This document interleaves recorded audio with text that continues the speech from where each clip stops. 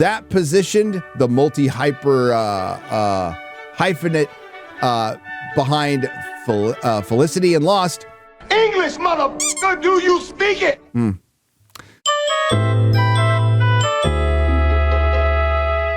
Hey, you know who had to take a pay cut? Well, all of Hollywood, right?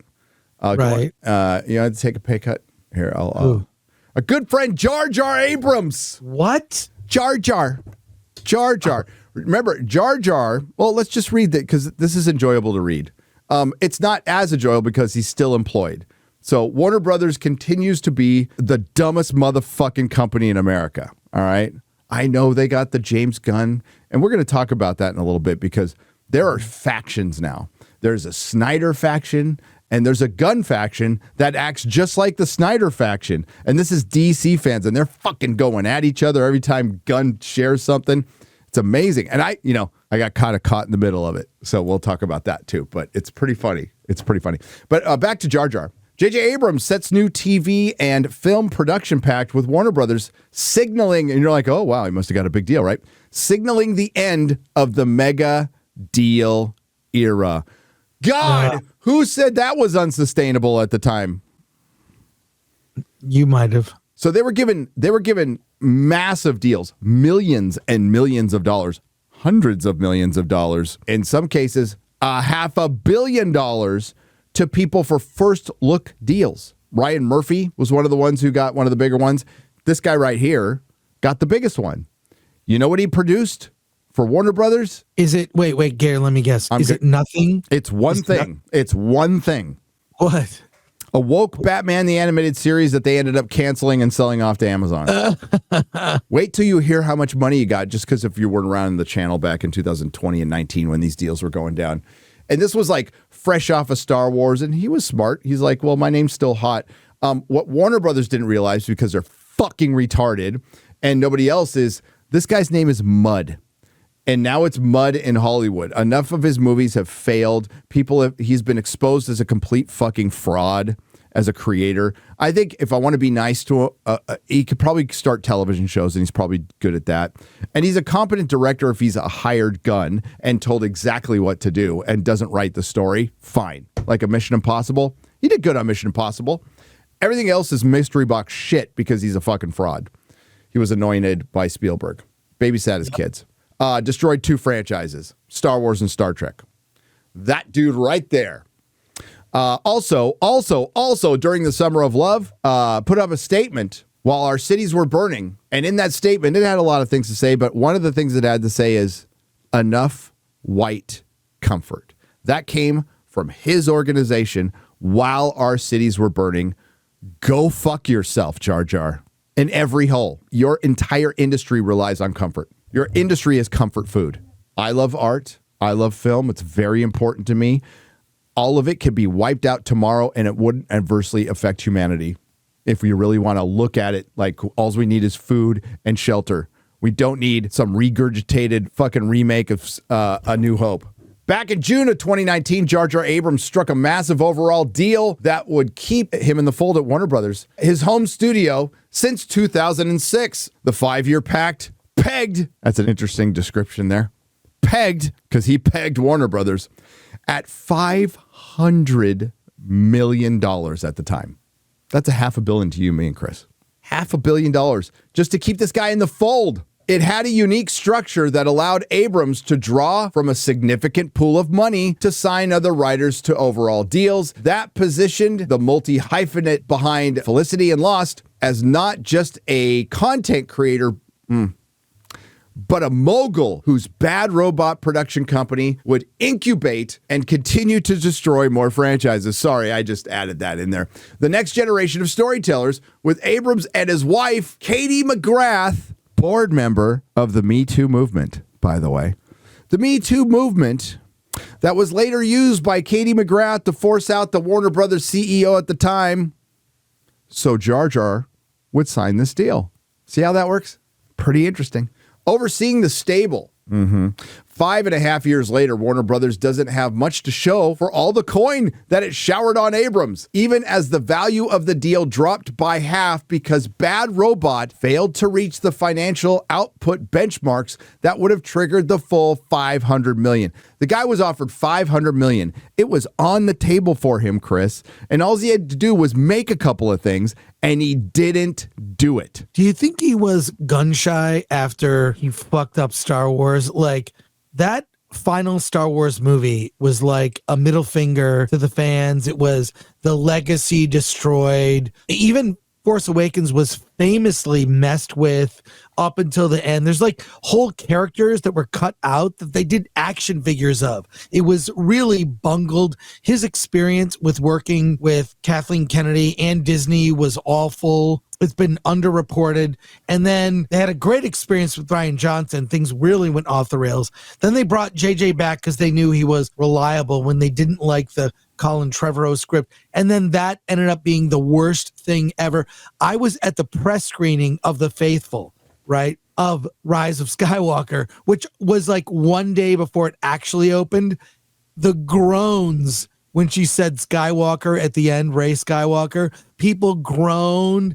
And when that lame kiss with Kylo and he dies was just like, it was, people laughed. They were laughing, but that's at a press screening of Disney files who love it. Mm-hmm. Somehow I found myself there and I was not invited. I was someone else's plus one. That's how I got into that. I was not invited to that screening. Anyways, I'm saying JJ destroyed Star Wars, and then Kathleen Kennedy, she's just throwing more dirt on the corpse in the grave. Yeah, JJ was instrumental. More people were mad at Rian Johnson at the time. I'm all, no, be mad at Jar Jar. Didn't have a plan, bailed out on the second movie, came back in the third, and and pissed everybody off because he wasn't good. He's not fucking good. Like even the TV shows that I liked Alias. It falls off like crazy at the end.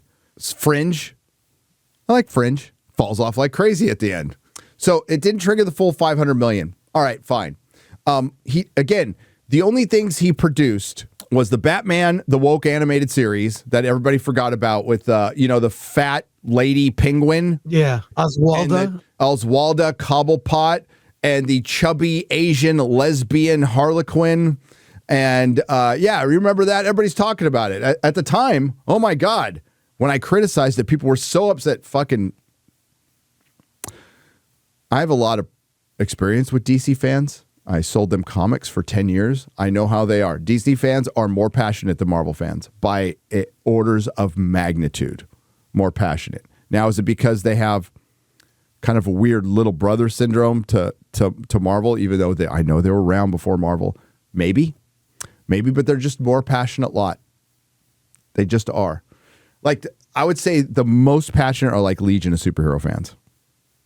Like, they are nerds at another level. It's like you have to achieve you have to do some Dalai Lama shit to get to that far of a nerd level. But they're passionate. So they're going at each other. But I remember hearing a bunch of shit when that Batman woke, the woke animated series came out, and now it's just fucking, it's interesting how that happens. With less cover, we're getting that season 2. Where's that season 2 announcement? That was just around the corner. Haven't heard it. With less leverage than he had in 2019, cite what Chris just said, Abrams' team has quietly closed a more modest production pact with the studio. Sources say it will cover film and TV. It's a signal to agents and managers around town that the era of the 9-figure writer-producer mega deal has peaked. Bad Robot and Warner Brothers declined to comment. If the plan was to fashion Abrams into a cross between Bob Iger and Rembrandt, it didn't quite work. Bad Robot spent about $50 million on Warner's money, setting satellite deals with writers like Angela Robinson, Dustin Tomlinson, Jesse Nelson, and LaToya Morgan. That yielded little. Because he's a con artist. He is a bullshit artist. I said this at the time. You know what he's really good at? Sitting down in a fucking studio, bullshitting with an exec, and making it sound like he's really on top of things. He's super connected. He's your guy. And he parlayed this into a lot of money, and it was able to work for a long time. But when we started seeing the work, it's like, oh, this guy doesn't have original fucking thought in his head. He doesn't have an original thought in his head. He didn't even like when remember the lens flare thing, Chris? Yeah. Oh, He yeah. didn't even start that. He just went overboard with it. So it yielded little. I do believe he produced or was going to produce a pilot for an HBO series, Chris. And I think the bill ran up to $200 million for the budget for the show. And Warner Brothers just said, fuck no. This is a meat and potatoes economy. It was always a luxury business. This is now a meat and potatoes economy. And this was always a luxury business. Did you hear that, Chris? A luxury business, meaning motherfuckers need to be comfortable to enjoy a luxury business. You know what? This is the industry telling you, Jar Jar Abrams. Enough white comfort. Bitch. There you go. And now everybody is feeling the pinch. You're looking at layoffs, the fracturing of some of these big companies, the debt load that's taken on. We're not in a recession, but we are in a recession economy. No, Hollywood is in a depression, and we are in a recession. They've just fudged the numbers, ladies and gentlemen. We have been in one for a couple years. They just changed the definitions. That's all. With this new deal, Abrams is no longer at the top of the shrinking ranks of writers, producers with 9-figure deals. Agents familiar with Hollywood's pecking order say Dick Wolf is king thanks to the sheer tonnage of his Law & Order, FBI, Chicago franchises across the NBC and CBS. This is followed by Ryan Murphy, Disney Horror, American Horror Story, Shonda Rhimes, Netflix Bridgerton, Dan Fogelman, Taylor Sheridan, and then there's Berlanti had 2 years left on his 120. People gave Greg Berlanti $120 million, Chris. God. These are fucking retards. You have so many fucking retards in your industry. Greg Berlanti produced a bunch of shows on a network called the CW, Chris. You remember the CW? Yeah, I remember it. Remember? The superhero CW era ended with Superman and Lois. Can you guess how much money the CW made during that era? Is it zero? It's zero. That's what I thought. You think I'm being hyperbolic? No. Yeah. Look up the articles. It was zero. The CW never turned a profit. It was sold for a bag of chips and some company that was willing to take on its debt. Yeah, I don't know why people like Shonda Rhimes.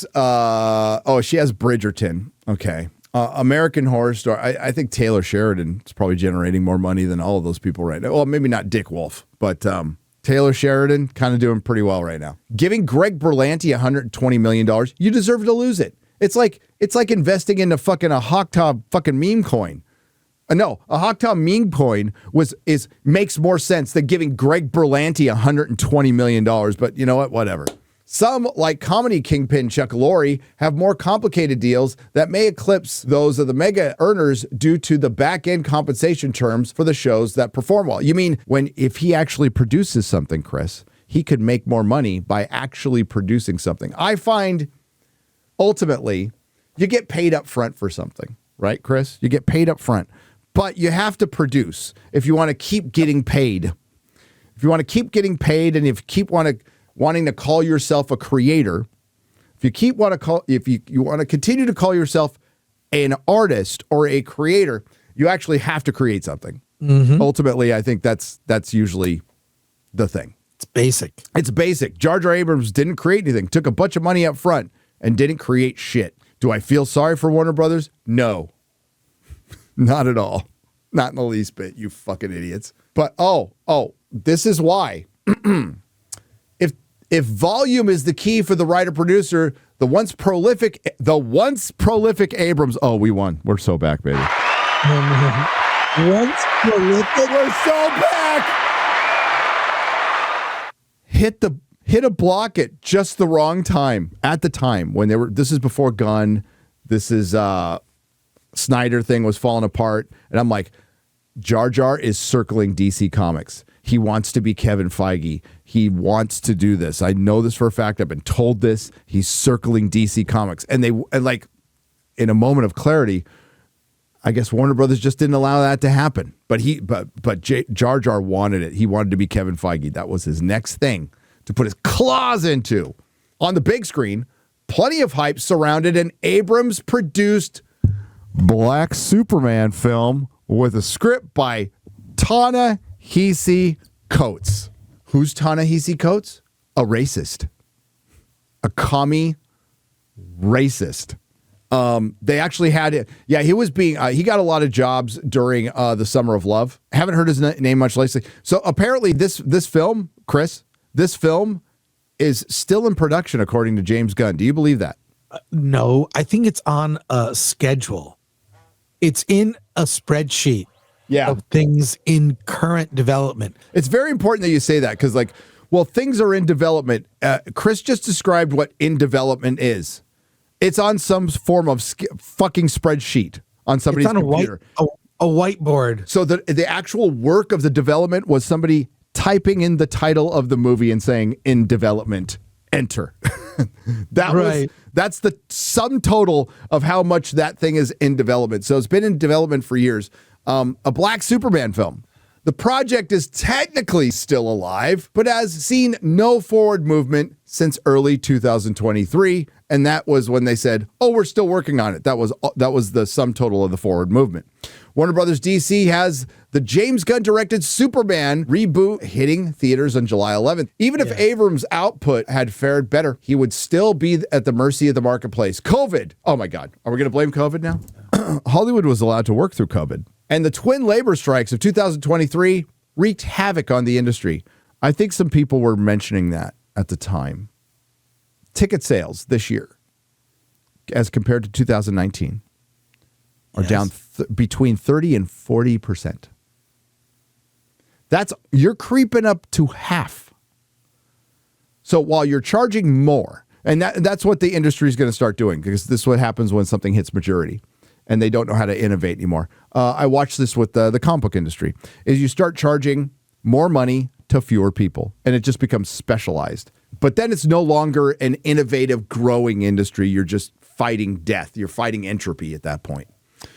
Even if Abrams' output had fared better, he would still be at the mercy of the marketplace. COVID-19 twin labor strikes in 2023 wreaked havoc on the industry, shuttering or stalling productions and decimating the bottom line for the legacy studios. More than a year after the Film Actors Guild reached an agreement with the studios, production has yet to return to normal. That has sent the CEOs, including Warner Brothers Discovery, David Zaslav, looking for gristle to trim. Well, he's been doing that anyway because Warner Brothers is billions of dollars in debt. Paramount is billions of dollars in debt. It's sold. I think, Skydance takes it over in January, Chris? Yeah. That'll be interesting. The focus on downsizing at studios means having another look at these generous talent deals, says Jason Squire, professor emeritus at USC School of Cinematic Arts and host of the Movie Business Podcast. Warner Brothers Discovery and other studios, too, have a lot of pressure from stockholders and the board to reduce their debt, and talent costs is one way to do it. Yeah, too bad they didn't feel the pressure of their paying customers, Chris. Yeah. It's odd because a lot of us were talking about this for many years. People are like, why do they keep making woke shit? Do they like burning money?